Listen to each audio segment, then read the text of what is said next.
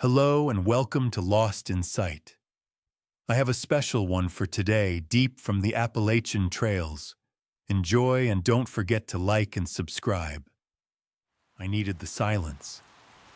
Not the relative quiet of my apartment with its humming fridge and distant traffic, but a true, deep silence. So I drove until the roads became trails, and I walked until the trails became faint impressions in the moss, and I didn't stop until I found the perfect place. A small clearing, cradled by ancient hemlocks and bisected by a chattering creek. It felt like a room the mountains had built just for me. I set up my tent with a sort of reverent care, hung my food bag high and proper, and built a modest fire. As the flames took hold, I felt the last tight coil in my chest begin to unwind. I had made it. I was deliciously, profoundly alone. The first night was a symphony of familiar sounds, the gossip of owls, the rustle of things I was happy not to see.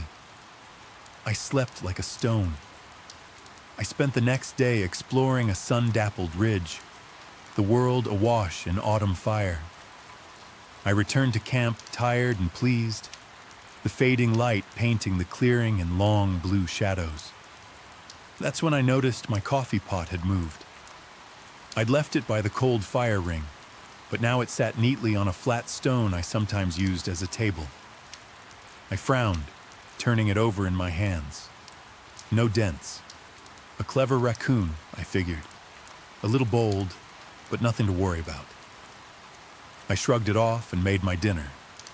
But that evening, the symphony stopped. The owls fell silent. The creek's chatter seemed to fade behind a pane of glass. The air grew still and thick.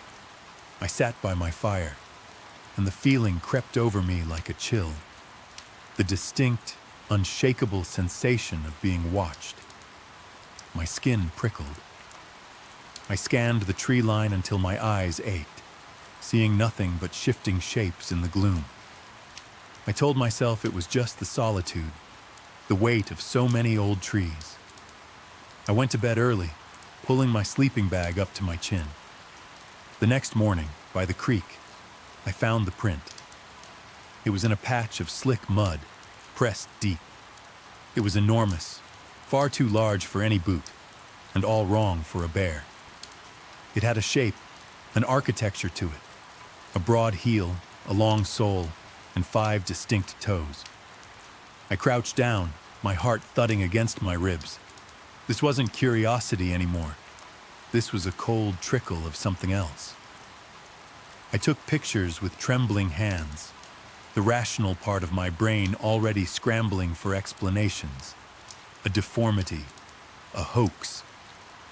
I followed the track up the bank, finding 2 more partial impressions before they vanished on the rocky slope. The rest of the day, I moved through the woods differently. Every snapped twig was a note. Every rustle was a sentence. I was no longer just a hiker. I was an interpreter of signs. Things began to disappear. First, my wool hat, gone from my pack in the 2 minutes I turned my back. Then my favorite spoon vanished from my washing kit. It felt less like theft and more like a careful, selective curation. The silence around my camp became absolute, a vacuum. The birds avoided the area entirely, and the smell arrived, a powerful animal musk laced with the sweetness of rot.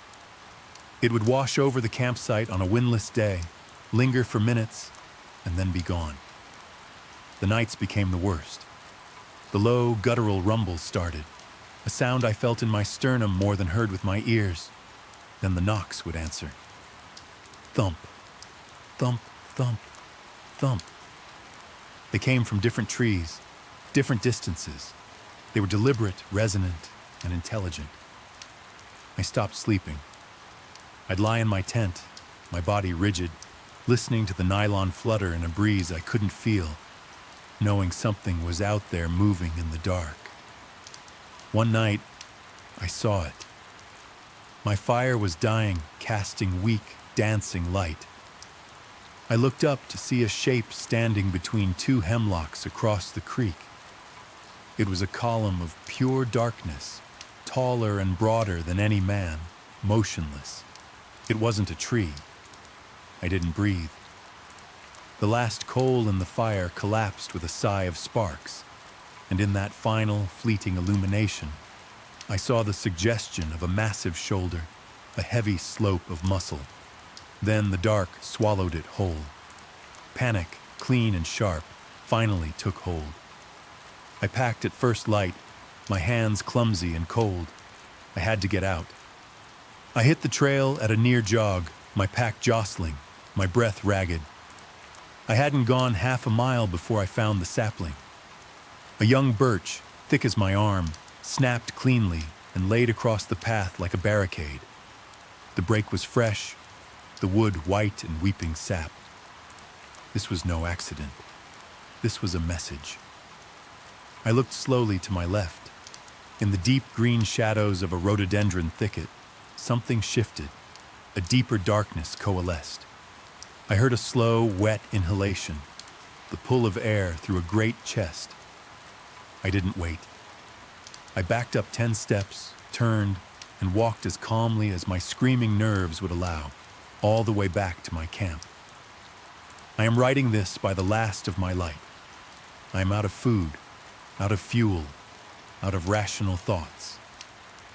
The knocks have started again, closer this time, from just beyond the creek. The musky smell is so strong it coats the back of my throat. I can hear a slow, heavy pacing in the leaves, a vast weight settling just outside the ring of my fading headlamp beam. I came here for the silence. Now the only sound left is the hammering of my own heart and the patient, circling footsteps of the thing that owns these mountains. It's not trying to drive me out. I understand that now. It's just waiting for me to realize I'm not leaving.